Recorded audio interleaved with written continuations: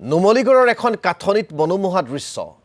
কাঠনিখনত সহস্ৰাধিক বাদুলিৰ বাস নুমলীগড়ৰ সমীপৰ কমাৰগাঁও বৰদিহিঙীয়াৰ দৃশ্য এয়া 30 বিঘা মাটিকালিৰ কাঠনিখনত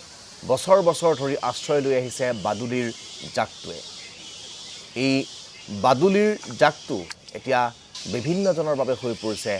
আকৰ্ষণৰ কেন্দ্ৰবিন্দু আমি আপোনালোকক সেই বিশেষ কাঠনিখনৰ পৰা কিছু বিস্তৃতৰ ওপৰত পৰিৱেশ দেখুৱাম আমাৰ নুমলীগড়ৰ সাংবাদিক বিভাস শইকীয়াৰ জৰিয়তে বিলুপ্তি দিশে গতি কৰা যি বৰ বাদুলি আজি দেখা পোৱা গৈছে নুমলীগড়ৰ কমাৰগাঁও অঞ্চলৰ বৰদিহিঙিয়াত সমগ্ৰ দৃশ্যাংশ মোৰ সতীৰ্থই দেখাইছে যে যি ব্যক্তিগত এখন কাঠনিত দেখা পোৱা গৈছে যে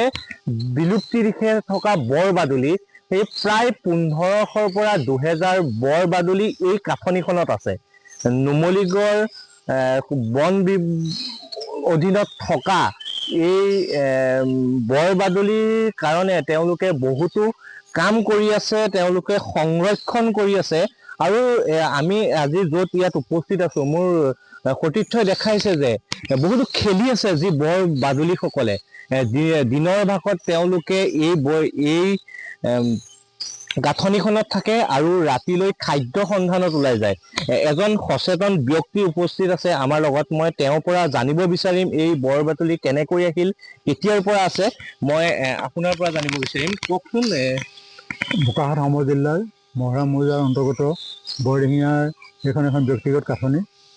ইয়াত 30 বিঘাৰো অধিক মাটিত কাঠনি য'ত ভিন্ন গছ গছনিৰে ভৰপূৰ ইয়াত এবিধ বিৰল প্ৰজাতিৰ বৰ বাদুলি এই বৰ বাদুলিয়ে আজি প্ৰায় 150 বছৰো অধিক ধৰি ইয়াত আশ্ৰয় লৈ আছে তেওঁলোকে ইয়াত বংশ বৃদ্ধি কৰে তেওঁলোকে এই কাঠনিখনত থাকি তেওঁলোকে দিনৰ ভাগত ইয়াতে থাকে আৰু সন্ধ্যা হোৱাৰ আগে আগে তেওঁলোকৰ গ্ৰাম্যাঞ্চললৈ আন ঠাইলৈ খাদ্য সন্ধানত সিহঁতে উৰা মাৰে পিছত গোটেই নিশাটো তেওঁলোকে খাদ্য খায় বা খাদ্য তাত অংশ য'ত গাঁৱত গৈ আৰু পুৱা হ'লেই পোহৰৰ আগে আগে তেওঁলোক আহি পুনৰ আকৌ এই হাবিখন সোমাই পৰে পৰ্যটনৰ ক্ষেত্ৰত এই বৰ বাদুলি বা এই কাঠনিখন হৈ উঠা নাই গতিকে ইয়াত তেনেকুৱা ধৰণৰ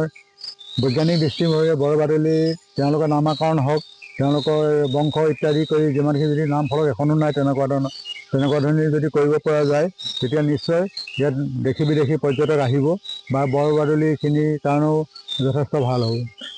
হয় যি বৰ বাদুলি বিলুপ্তি দিশত বুলি ক'ব লাগিব আমি যি কাঠনিখনত উপস্থিত আছো এটা সুন্দৰ পৰিৱেশ সৃষ্টি হৈছে যি বৰ বাদুলিৰ মাত আপোনালোকক আমাৰ প্ৰতিদিন টাইমৰ দৰ্শকসকলক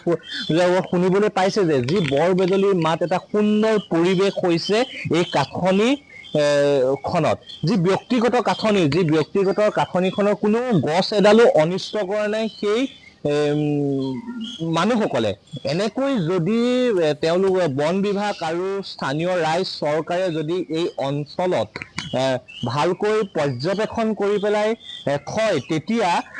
এইখন এখন পৰ্যটন ক্ষেত্ৰলৈ নিশ্চয়কৈ পৰ্যটন ক্ষেত্ৰলৈ ৰূপান্তৰিত হ'ব আপোনাক এই মুহূৰ্তত ধন্যবাদ জ্ঞাপন কৰিছোঁ বিভাস শইকীয়া আমাক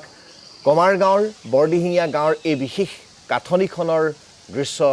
দেখুওৱাৰ বাবে যিখন কাঠনি এতিয়া আকৰ্ষণৰ কেন্দ্ৰবিন্দু যিখন